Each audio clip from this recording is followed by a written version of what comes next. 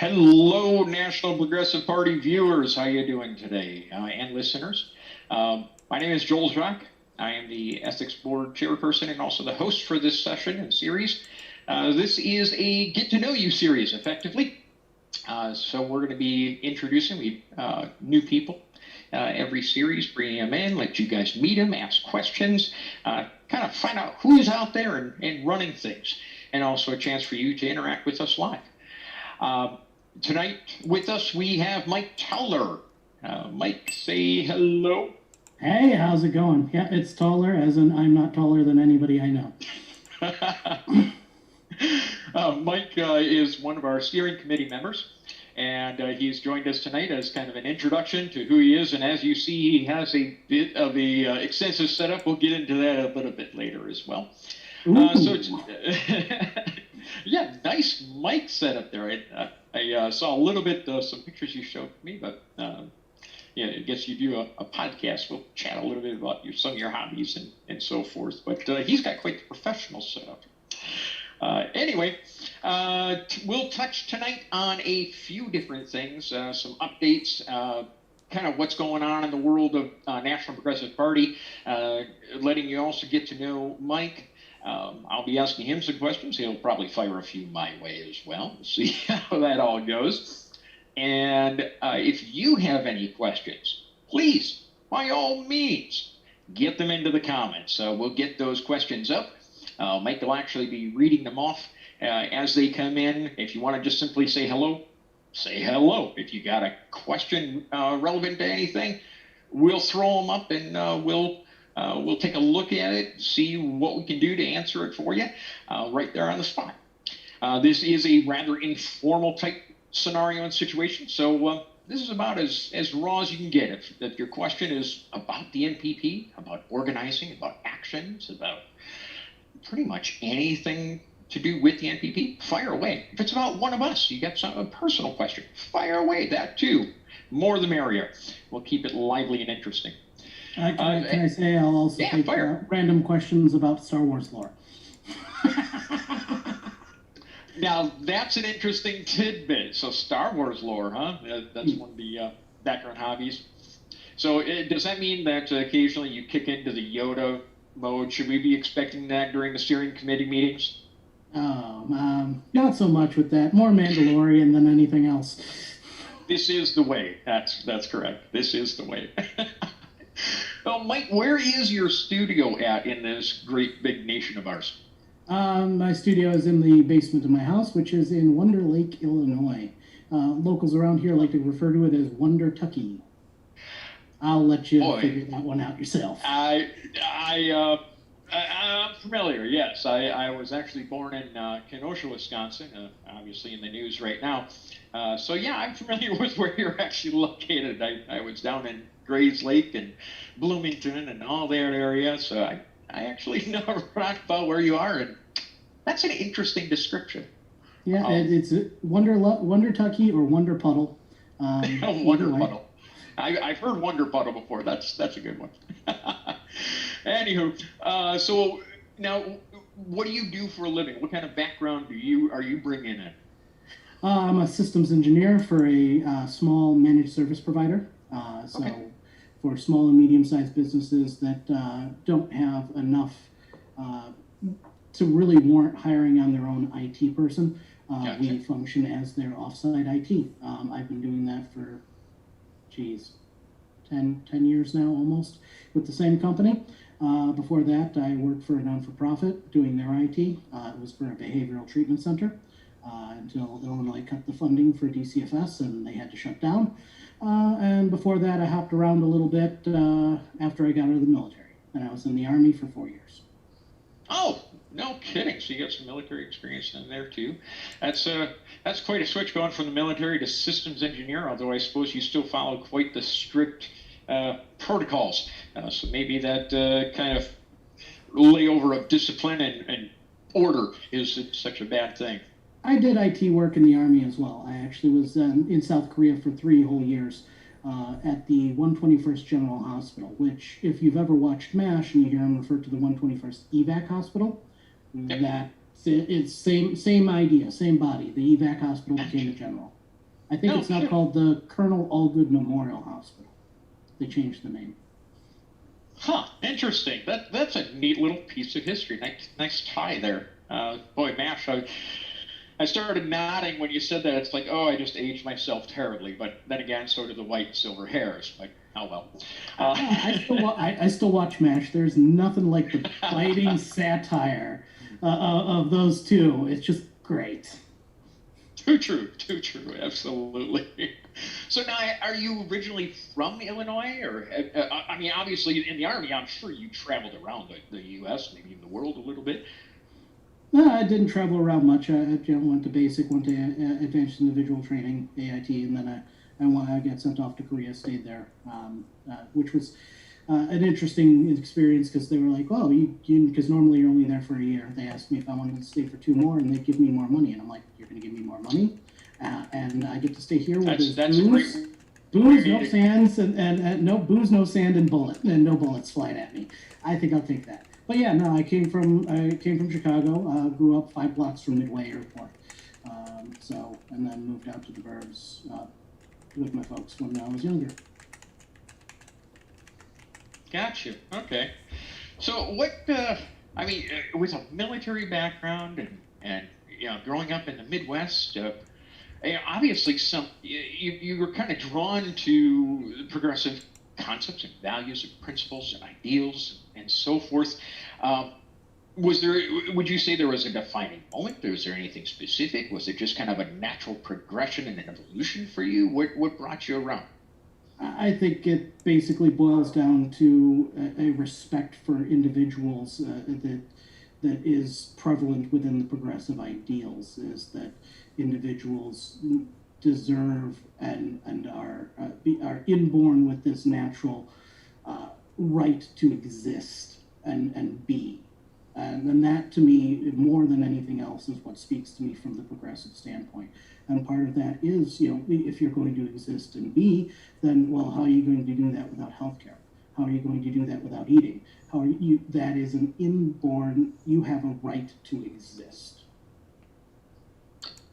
I think that is something shared across the board, and it amazes me how many times I hear people actually utter the same impetus for really starting to get involved and come on board and understanding, hey, I'm not quite blue, I'm not red, I'm this other thing that doesn't seem to really make sense anymore. What is that? And out of that has sprung a huge progressive growth. People really pushing for the concepts of the humanities and the concept of the social reform and getting people really engaged, not just in their society and cultural change, but in their governmental change too, really from the ground up, from the base on forward. I'm sure you've seen differences in your background, your knowledge, especially coming from the military, coming from even system admin in corporate Americas. How you get that top-down leadership, and obviously change can come from up above, but in your experience, what really drives that change? I'm not familiar with the top-down leadership. Even in the military, I wound up running the IT shop in that hospital, and I lead from the ground. I lead from the front. I do the same thing in my job now. I lead from the front. I lead from the ground.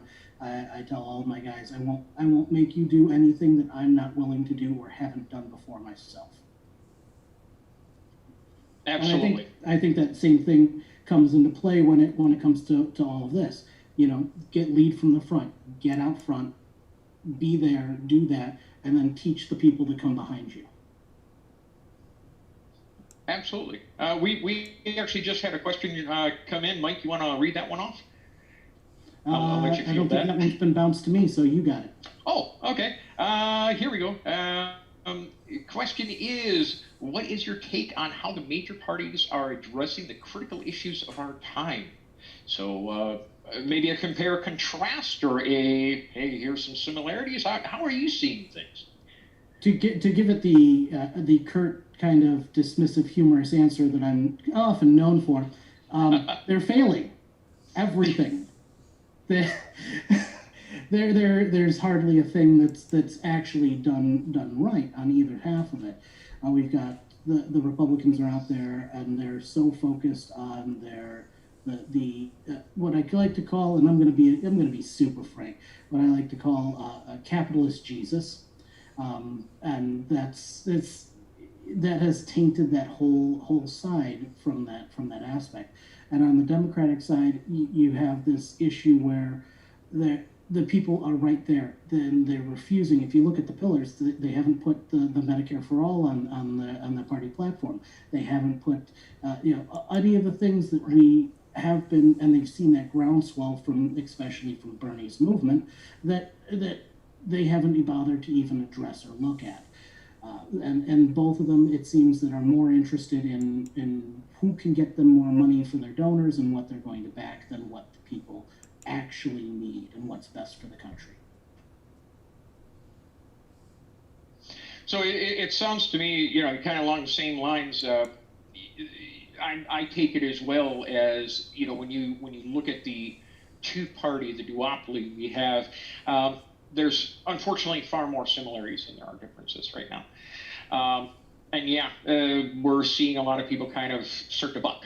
We still see those that, hey, blue's my thing, red's my thing, but we're seeing more and more that go, yeah, wait a minute, and what's up with that? Why just these two? And I don't really agree with that. There's something else, and again, like you said, we saw the true rise of it coming through on the Sanders campaign and the Sanders push. Really starting to wake people up and go, hey, it can be different. It can be more. And I think that's really started to empower them and give them a voice. And that's what we're simply trying to do, is continue to use those voices. So excellent segue right into the next, piece where, hey, you're a steering committee member. How did you get there? First of all, what do you do on the steering committee? What is your focus? What do you see it as? And what brought you there? That's a heck of a place to drop a resume. What did you need to do? Sure.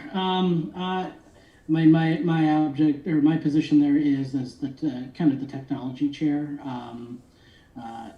My focus is on making sure that the data that we collect is secure, that it's accessible to those who need it, but secure from those who should not have access to it, so that when you bring those things in, when you give us your, when you give us your information, you can be sure that it's being guarded against, being released out there onto the dark webs. So that's my main focus, is making sure that we have the tools we need to collaborate, and that we keep that information secure but yet accessible to those who need it. I have a saying in my everyday life, and my wife is tired of hearing it, my wife Linda. There's no reason that technology can't solve this for us. That's what my goal with the tools and everything else like that, is to make sure that we can, if we've got a problem, I'll solve it. Oh, wow. There was a heck of a throwback reference there. Hopefully we don't get copyright nailed for that, but thankfully we have no tunes in the background. I think we'll be okay. That was smooth. It just kind of slid that right in there. That was good. For those that are kind of going, okay, this is different and interesting, I will tell you that Mike is a bit of comic relief in meetings and in various chats. He does help us keep it light, so we don't pull our hair out too severely. Some of us are losing the battle. I'm a little terrified between Mike and I what may transpire down the road. Things might get a little raucous now and then. Come National Convention time, I promise nothing, to be honest. We'll see how that all goes. But work hard to play hard, interesting right? sense of humor. Yeah, exactly. And to that point, your mention of technology, work smarter. If we have the tools there, absolutely. Let's bring it to our advantage. And I think there's also a little piece steering committee wise, what? Well, I'll kind of drop this one to you. What is the purpose of the steering committee as you've come to know it, come to see it? What is the point of having multiple people from different facets coming together? What are they doing? What is the purpose of that group? The purpose of the steering committee is the same. I was also involved in Our Revolution, Illinois, setting up their steering committee. I stepped away from that for reasons. But the purpose, and I tried to instill this in them, and that's why I brought that up. The purpose of a steering committee is to lay the foundation, is to lay a good, strong foundation for going forward so that you have that foundation laid out to build your house on. And laying a foundation as an individual is quite the task, the Herculean task, if you will. It's much easier. Many hands make easy work, right? Or make light work. So more people that we have, the more people we have involved, the more light that work becomes. And not only that, but I have knowledges, you have different knowledges. Each person we bring on has each individual groups of knowledges and different perspectives, and that makes sure that we foresee those problems and make sure that foundation is tight. Exactly, and I think that's really the very that goes to the root of the values and principles of the progressives in general. We try to take those many voices and turn them into a unified front that is looking out for as many as possible, creating that vision to empower and embolden people to really change things for the better and to improve a situation.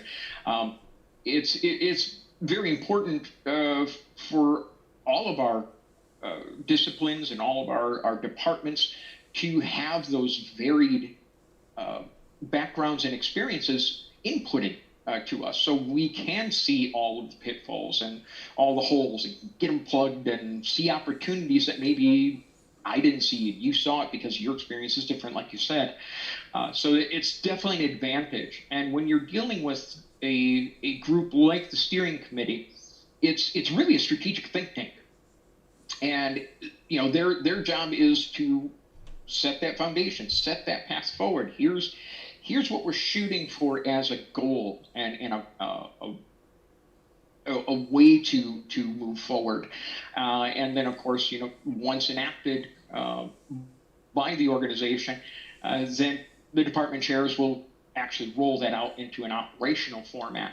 But that way we can kind of keep a very clear focus on where our resources and our efforts need to be targeting in order to move to the next step. And let's face it, it is a fluid situation. So we having into a question from there, the next step. Oh, hey, go for it. How is NPP organizing? It's confusing to see so many progressive orgs and they seem like activism, not really a party for elections. How is NPP different? The answer is we are working towards becoming that party for elections. We are not just here for the activism, though the activism kind of goes hand in hand in it, but we are working towards becoming that party. Absolutely. And there's a key difference, like you said, between groups and parties. A group, well, yeah, you're right. There's lots of them. And you get on there, you share memes, and you do links and so forth. Our structure's a little different. What we focus on is getting the actual work done. We need the people volunteering and coming in. We all have places to go for memes and fun, or kind of make a dig or vent a little bit. But what we're doing is very focused on the organization and the actual party itself. Of course, you've probably already seen the launch of the news group. So there is a place where you can take links that are, news clips, whether they're from around the world, local, so forth, progressive-related news clips, and pop them into a place to share with your fellow progressives. Something that maybe it's not necessarily organizing related. but hey, I want to share this with my fellow progressives. Great. We had a news group for that.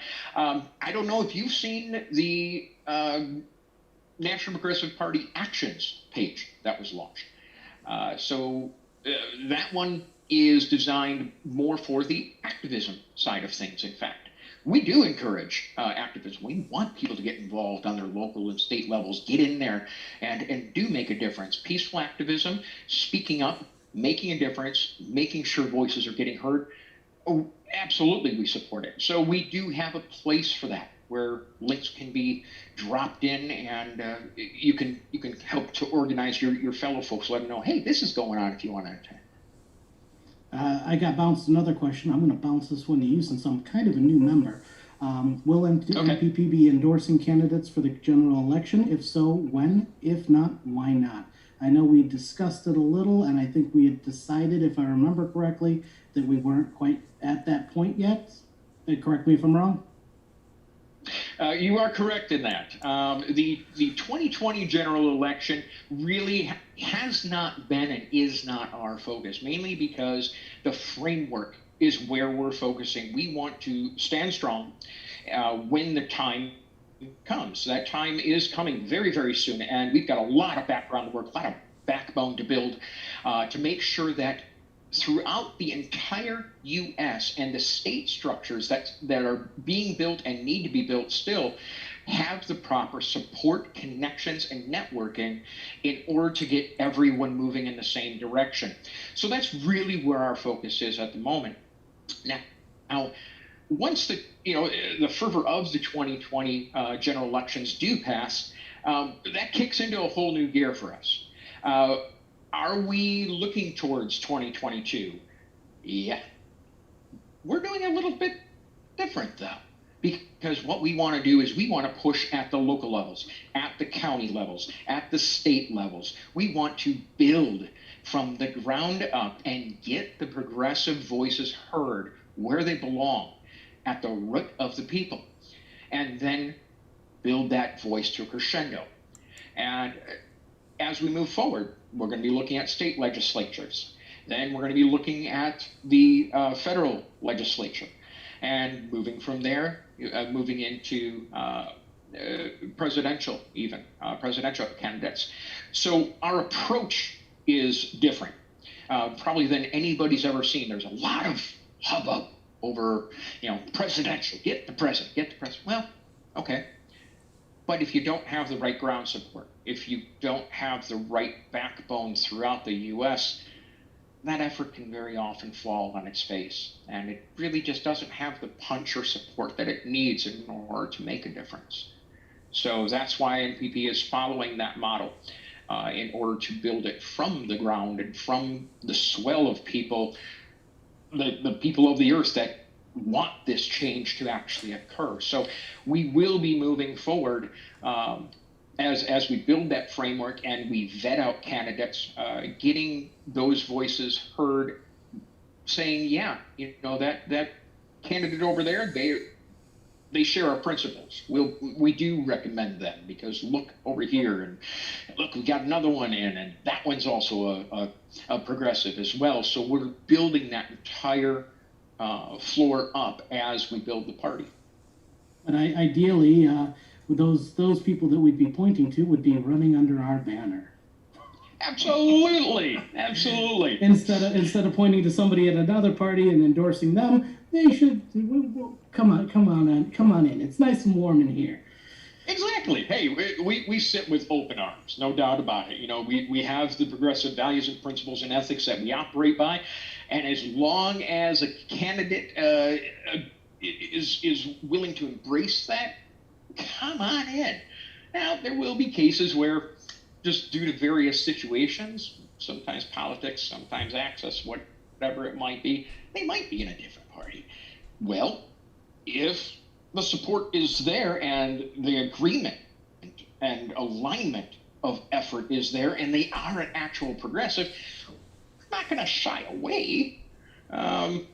But hey, if we got our candidate over here, are we going to boast for our candidate? You better believe they're going to get it first dibs, man. I mean, you're going to get the support first, let's face it. got another one bounced over from our unseen force of how can I help and get involved. The right now, reach out to that webpage. Reach out to our Facebook groups. I think there should be links probably maybe in this video. There will be links to all that stuff. We are actively recruiting people. We need some additional hands to make that work light. So we actually could use you right now. Reach out to us, get involved, and we will work with you, find out what your skills are, find out what you'd like to do, and get you into something that you can be both help us move forward and feel fulfilled by doing. Outstanding. And in fact, there is, let me just take a look here. There is a need right now. Actually, I'm going to back up. I'm going to give a little bit of an update here. You were talking about doing the volunteering. Yes. First things first. Join the organizing page. Organizing the Progressive Party on Facebook. That is your number one in. That is our number one funnel for really grabbing those volunteers, getting everybody vetted, figuring out what your specialty is, what you're interested in, getting you hooked up and networked with the right folks for your skill set. There is a ton of skill set. As we grow, believe me, this list is growing. The more we do, the more we go, oh, wow, we don't just need a person here, a person there. I need 3 people there. I need 10 people over there. So please get that into us. Even if we don't have something right at this moment, that doesn't mean tomorrow we won't. As we're moving forward, things are going to roll very, very quickly. Trust me, once we get over that last hump of the 2020 general, it's on. We're going. It's game time. And we got to move. So now is the time that we really need to be gathering those people, start sorting it and collecting that data. Who's who and what can they do? And what do they want to do? And how do they want to get involved? And, what's their skill set? So we can look at it and get you in the best possible spot. Right now, from a update, actually, Mike, I'm going to ask you this. Do you know how many states we currently have active organizers, state organizers? I think, considering you're going to give me an update, this is probably a trick question. But I think at last count it was 4 or 5. Oh, so yeah, I'll tell you, you're right. Last time we talked, I think it was actually in the last video, Ellie and I were discussing it. Yes, at that time it was like 4 or 5. We now have, I'm going to just rattle these off. We got active organizers in Kentucky, New Hampshire, Maine, Minnesota, Ohio, Colorado, Kansas, New York, Texas, South Dakota, and we got more sitting in the wings that we're getting ready to onboard and get moving. Now, those are just the states with active, ready to roll. We need people to start coming in to do the ground force and get organized in those states. We got more, like I said, just waiting in the wings for every other state out there. It is moving at lightning speed. And I expect it really to only pick up steam come around about probably January, February. I really expect things to start taking off. So absolutely, get to the organizing page. You're going to find a link to the volunteer form. And just fill out the volunteer form, follow the instructions, send off that volunteer form to the email. We'll be in touch with you. Couple of key positions that we are absolutely looking for: qualified individuals. Obviously, we have more state organizing to do. Oh, go for it. I'll give it a shot. We're looking for somebody to be a treasurer, and we're looking for some people for the legal team, if I remember right. Our two main yes, ones. very good. Yeah, so those are obviously extremely key positions. They're held to a knowledge standard and a responsibility standard due to we're dealing with federal law here, so we got to have all of our I's dotted, T's crossed, and all that fun stuff. So qualified. I always prefer to cross my I's and dot my T's. Cross your I's, dot your T's. why does it not surprise me? But yes, all legalese, background folks. But by all means, if you've got some time to volunteer, come on in. Every state we're going to need a little bit of help just from that state. So if you've got a specialty expertise, say, hey, I'm on the bar in this state, I have this background, come on in. Obviously, general, always good. We'll always welcome that. But specific states, we definitely are looking for, absolutely. Anybody that has nonprofit or strategic planning background. Now, does this sound familiar to you, Mike? So nonprofit strategic planning background. These are the folks that we want to add more people to the steering committee, add more background and knowledge, and find those minds that have a very specific set of knowledge. Maybe they're into economics. They have an economic background. Maybe they've got a humanities background. All these different skill sets that we want to bring together and form the most cohesive, well-rounded team that we possibly can. So yeah, we got a lot moving. Obviously, as we grow in these states too, we may add on other state organizers, or another layer, because let's face it, like I said, Texas is one of our states, right, that we have an organizer in. One person for the state of Texas, how is that going to work, right? So that's a lot of territory. That's just pure land mass. Exactly, a lot of territory to cover.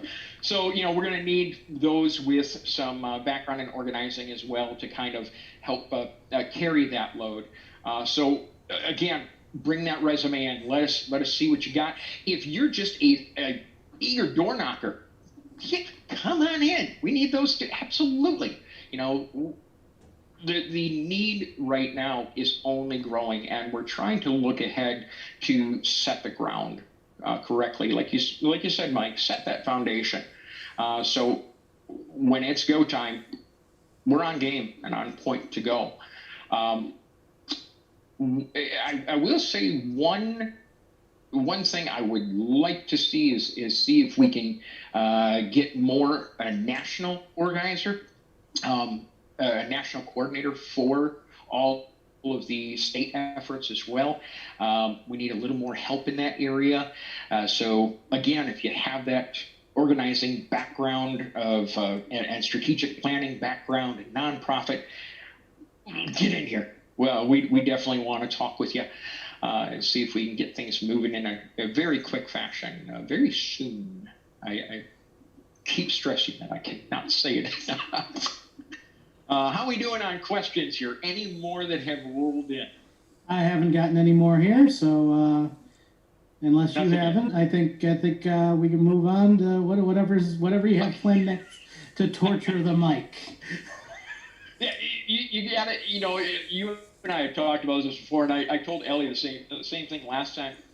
There was no plan here. It was just kind of okay, we're going to wing this and see where the fish goes. So it's a lot more entertaining that way to me. I don't know, kind of weird that way. It makes it a little more fun. Yeah, all else fails, we can always fall back on prop comedy, right? True. However, the pratfall in this small enclosed space, I don't know if I'm going to be able to pull it off so well. No Charlie Chaplin movement from the chair. Unfortunately, I spend a terrible amount of time in this chair since I'm working from home at the moment. So I mostly work from home, so yeah, my chair needs to be replaced every 6 months. It's like racing tires at this point. Yeah. I'm thinking there was almost a reference there. You heard about some of my silliness with my driving proclivities. No, actually I haven't. I was just making a racing tires get burnt out reference. Very often But it does feel like but we're you on have racing outed tires. yourself, so now do tell. Yeah, I did, didn't I? Okay, so yeah, I'm a little bit of a driver, legal, racetrack. Go out on the track, have a little bit of fun. I also work for an actual organization. Do a little bit of flagging on the track and so forth, flagging and communications. So that's kind of fun. That's one of my goofy little hobbies I do. So I get plenty of racing fumes, I suppose you could say. That's my outlet. Hey man, I can smell colors when on the racetrack. Yes, absolutely. You gotta have an outlet too. I mean, especially as crazy as things are right now. We've seen plenty. Just not even just in our personal pages. I mean, even if you look at just the organizing page and the news page and so forth, there's so much going on out there. Every once in a while, you just got to kind of cut loose and quote unquote let your hair down. It's getting pretty wild out there at times. Hard to keep things on an even keel and not lose it. I guess you could say things are bound to warm up a little bit more. And Mike, I know you've seen, to that point, you've seen some of the posts that we've seen in organizing that sometimes have to be a little curtailed. We definitely want people to engage. We want people to get involved in discussions, but sometimes you just need to bring the band hammer down. Yeah, we'll always give fair warnings. There's been a lot of finger wags lately, a few mutings and so forth. We don't want you to leave. We don't want to lose you. We don't want you to lose faith. So we do try to keep things very focused as far as beneficial material. There's a lot of things going on out there. I mentioned earlier, I'm from Kenosha. I was born in Kenosha, Wisconsin. Of course, they just had a horrible tragedy, and they're dealing with a lot in that area. You're not that far really from that, so I think it's I very can close actually to home for you guys. I think if I really wanted to, I could probably get up on my roof and see Kenosha. Yeah. Yeah, exactly. So I mean, that's very close to home, but that's that's the kind of change that needs to be brought about on a very large scale. Is we see all these little incidents, and right now because of the stressors of COVID and the election and the divisiveness firing off, it's very key that we do stay focused on what our purpose is. Where the efforts and the resources need to be, and keeping each other kind of in check.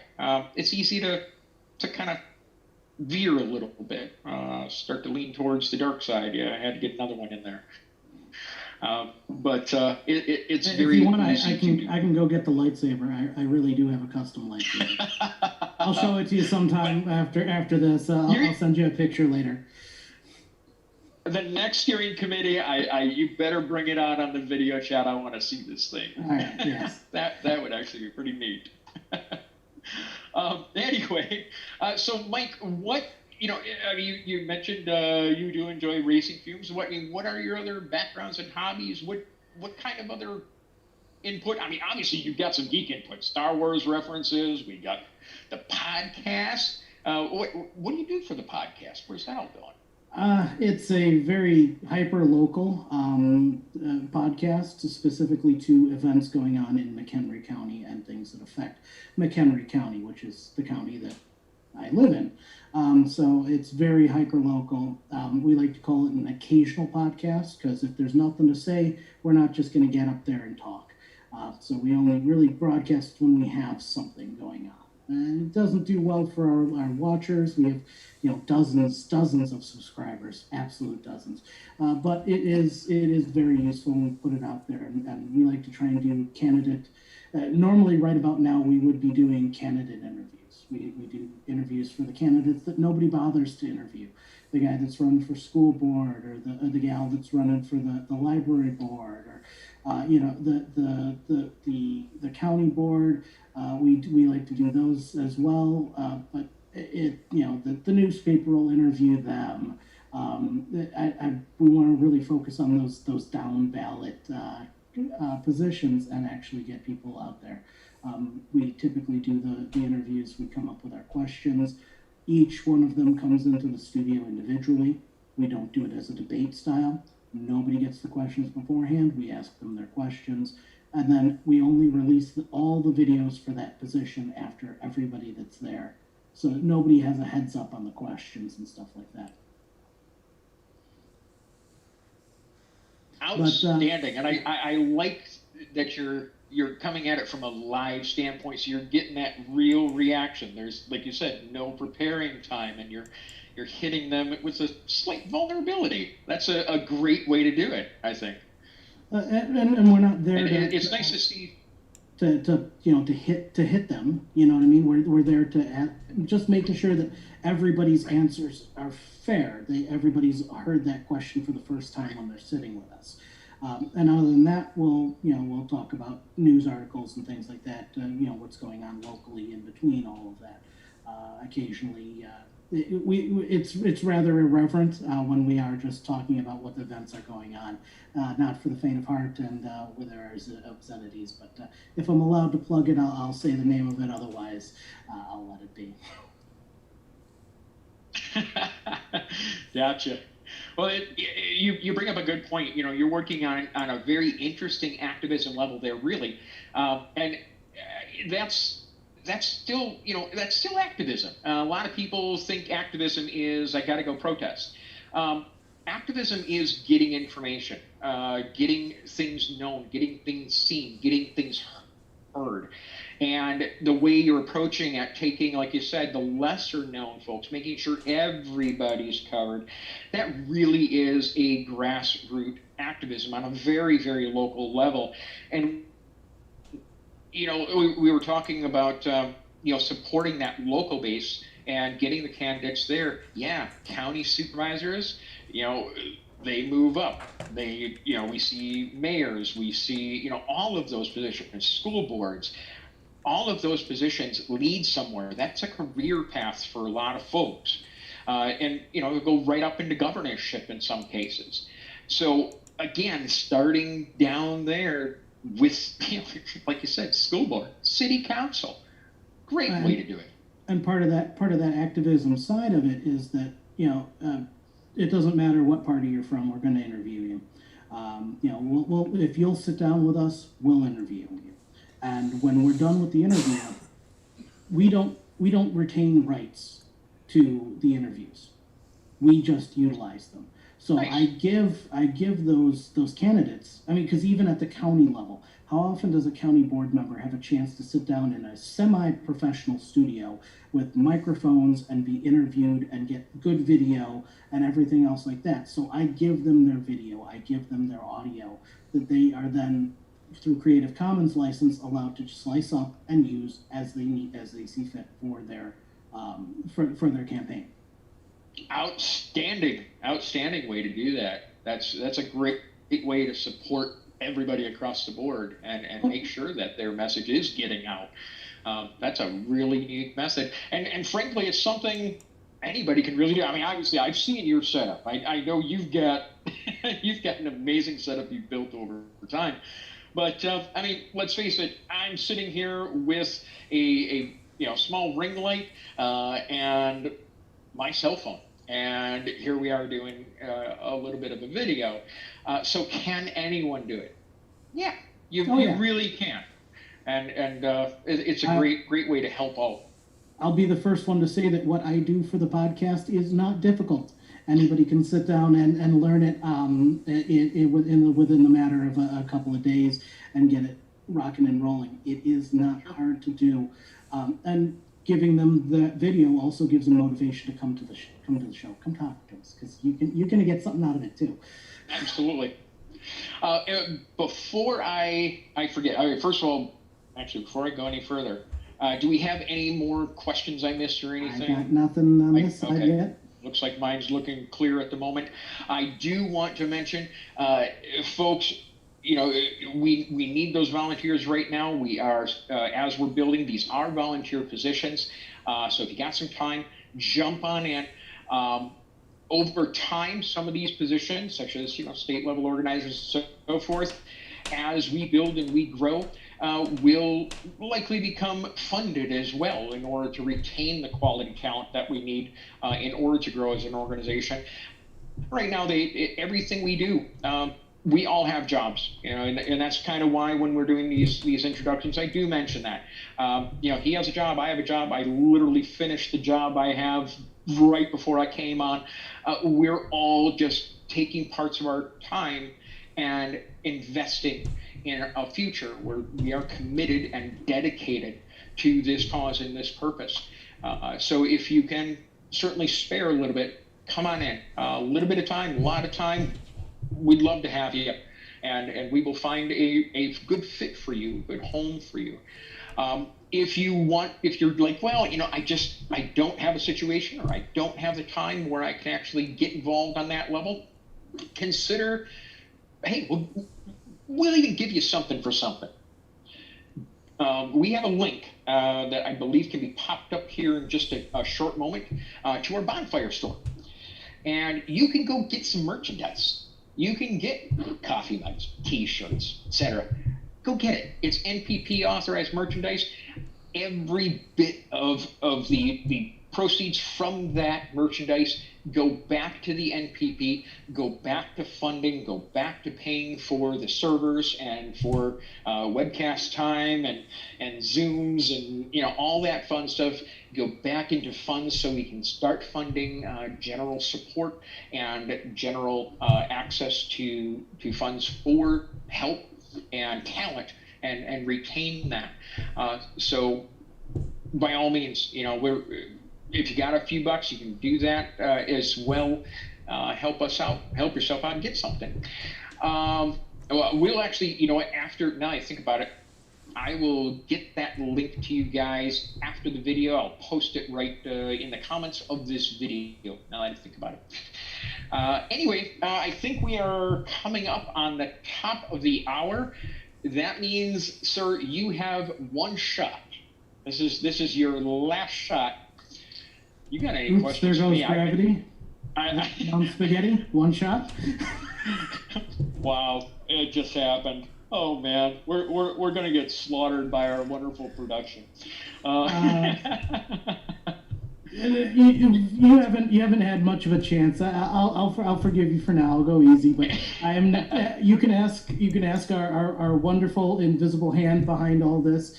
If you give me an opportunity to make a reference, it will happen. Absolutely, I understand. And no I will pull references just out of the air. Out of thin air. Yeah.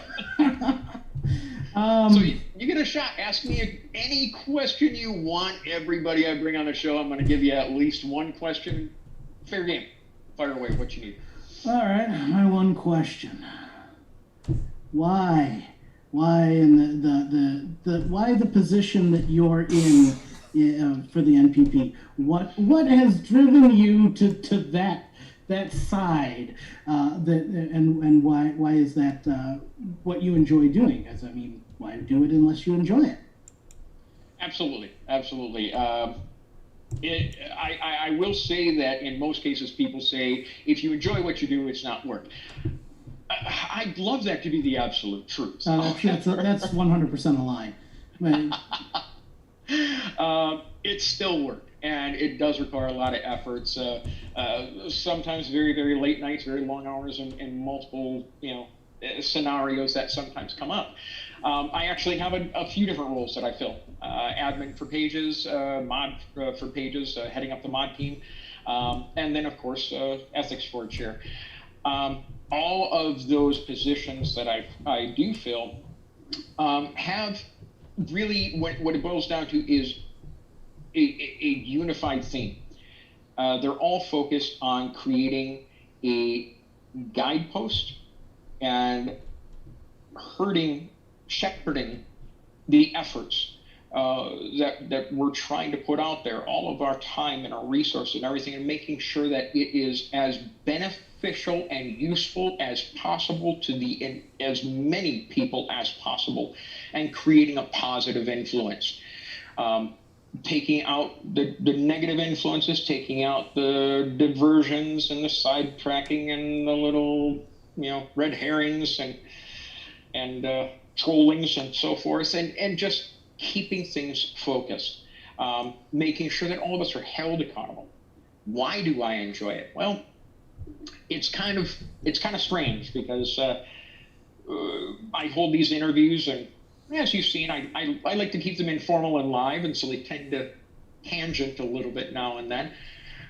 But when it comes to organizational purposes, when it comes to structure and order, in order to keep things efficient, you have to keep it focused.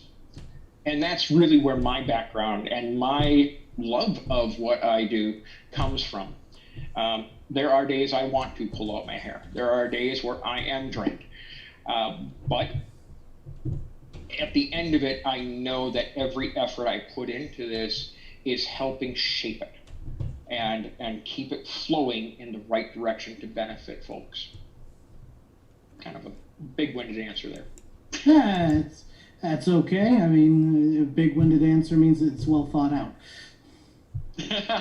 Well, yeah, we're gonna go with it. That's a nice theory. I like it. I like theories. But anyway, unless you've got any last little bits or touches or something you go, hey, you missed this part. Anything else? I will say that you did. I will say that I come from an interesting perspective, and I want to kind of put this out there.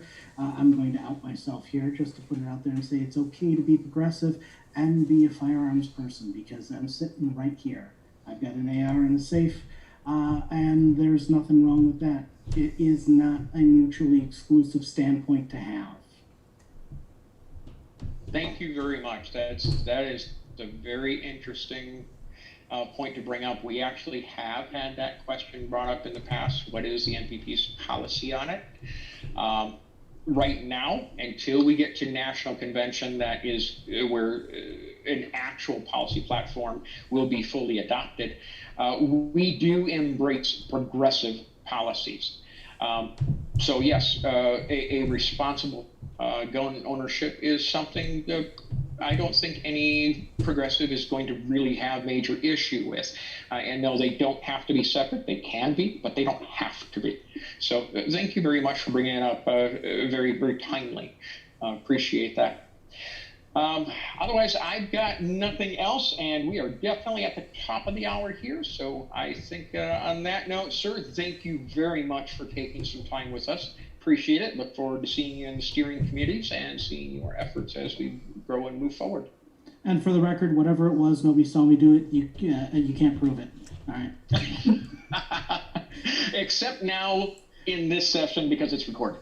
Oh yeah. So yeah. No, it was a pleasure sitting down with you, and let's get this ball rolling. Let's get to work and let's get it moving. All right, sounds good. And folks, come on, come with us. We got work to do. Thank you very much. Have a good night.